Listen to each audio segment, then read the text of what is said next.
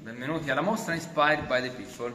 dove adesso sarete voi i viaggiatori ovviamente e vi proietterete in quello che sono stati per me i miei primi 7 anni di fotografia, dove ho incontrato tanta bella gente e attraverso i loro occhi ho avuto modo di vedere me stesso e di